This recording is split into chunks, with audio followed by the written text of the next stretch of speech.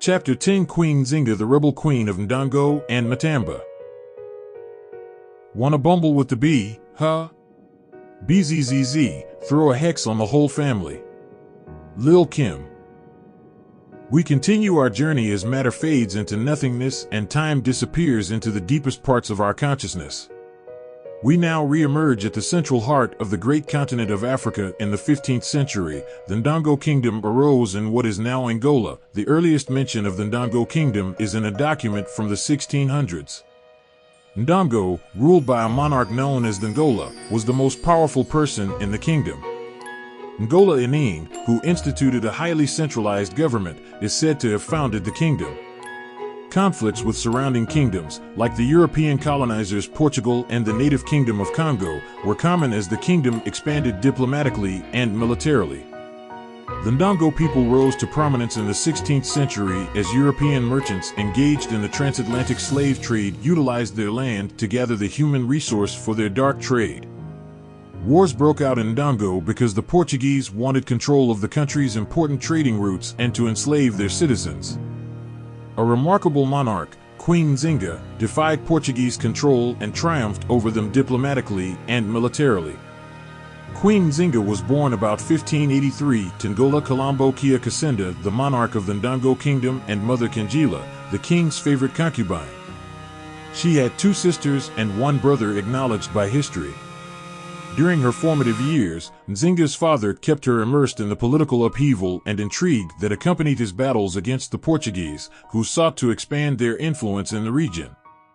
Her father knew she was a special child because on the date of her birth she was born with her umbilical cord wrapped around her neck. In their culture, it was seen as a good omen from the gods. Her brother was set as the heir apparent for the throne to avoid any hateful or envious eyes falling on young Nzinga. This act now allowed her father to keep her with him, training her for her destiny. His goal was to make her into an effective fighter and leader because of her brilliance and diplomacy from a young age. Her proficiency in other languages, including Portuguese, gave her an advantage during negotiations. The formative years of Nzinga were shaped by both the internal power struggles inside her kingdom and the foreign influences from European powers. Her father took the throne at a very tumultuous time. Internally and externally, his rule faced major opposition. A portion of the Sobas, or lower chieftains who would normally submit and pay tribute to the crown, refused to do so. Their argument was, why would they pay a king that could not or would not protect them from their external enemies? The external enemies I speak of is the Kingdom of Congo, the Portuguese, and Mbangalai, a tribe of skilled fighters known to be mercenaries for the Portuguese. Ngola Kalambo used every tool he had in his leader's toolkit, but it seems they were not enough to stop the many lands and people lost to the enemy. In 1617, Ngola Kalambo died and his son Bandi ascended to the throne. He then carried out a major political purge and began to kill and exile those not loyal to him or anyone he saw as a threat. No one was off limit to his cruelty. He sought out Nzinga and her son and killed him. It also believed that he forcibly sterilized all his sisters to avoid any claims to his throne. Nzinga, who was 35 at this time, was left with the only option to flee for her life. She went to the kingdom of Matamba to escape her brother's cruelty. Mbandi picked up where his father left off with the wars, but he lacked his father's skill at warfare and diplomacy. He lost even more territories and citizens to the enemies of his state. Eventually, Mbandi was forced to seek out the assistance of his sister Nzinga in 1621. He needed her to broker some sort of peace with the Portuguese. Her ability to speak and write fluent Portuguese and her training from her father made her the most qualified person to undertake such a task.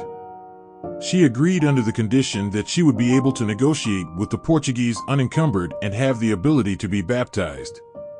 Her brother gave her all that she requested and sent her to the Portuguese trading settlement called Luanda. Nzinga arrived in Luanda and made a massive spectacle with a huge royal entourage. She beautifully adorned her native wear with all of its pomp and pageantry.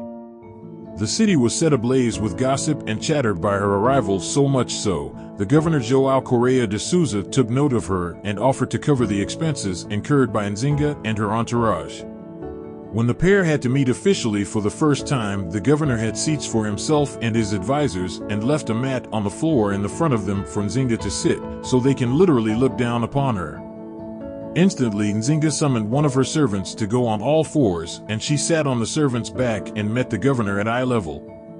She fully understood the subtle science of power and utilized it to the fullest of her abilities. Her demands were simple. She wanted peace between the two nations, the removal of forts and troops from their land, and the understanding the Ndongo people will not pay tribute. To gain favor with the Portuguese, she became a Christian publicly in Luanda and was baptized. Her Christian name was now Dona Ana de Souza. She changed her name to Dona Ana de Souza and had Governor de Souza and his wife Ana de Silva as her godparents. Her efforts were successful. After much negotiations, a peace treaty was finally reached, and Nzinga made her victorious return to Kabasa in late 1622. The peace treaty between Ndongo and the growing Mbangalai fell through, even though Nzinga had been successful in her negotiations with the Portuguese. The Mbangalai drove out the Ndongan royal family from their Kabasa palace, drove the monarch into exile, and founded the Kazanji kingdom.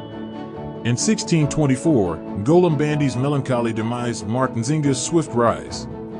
Seizing control, she faced challenges from rivals, battled succession issues, and strategically positioned herself as the rightful heir. Nzinga's clashes intensified as Portugal sought dominance. She resisted vassalage, devised anti-Portuguese schemes, and successfully rallied Ndongo slaves to her cause. Despite triumphs, Portuguese machinations and internal revolts weakened Nzinga. In 1626, war erupted, leading to her strategic retreat and the rise of a Portuguese puppet king. Undeterred, Nzinga persistently negotiated, but her peace efforts were met with hostility. Rejecting Portuguese terms, she faced military setbacks, losing battles and followers. By 1628, Nzinga's power dwindled, and she was dethroned. Nzinga regrouped, forming alliances with Mbangalai warlord Kazanji through marriage. Embracing Mbangalai rituals, she navigated their complex society, blending Ndongo heritage with Central African military practices. Nzinga's adaptability strengthened her army, enabling guerrilla warfare against the Portuguese. By 1631, Nzinga's prowess grew, and she conquered Matamba. Her empire expanded, and she manipulated the slave trade to finance her battles. Nzinga's evolving leadership style, adopting masculine traits, defied traditional norms. She formed alliances with the Dutch, challenging Portuguese dominance. In 1641, Luanda fell, and Nzinga gained control, disrupting Portuguese coastal power. Amid victories, challenges persisted. Nzinga's alliance with the Dutch weakened, and Portuguese forces regrouped.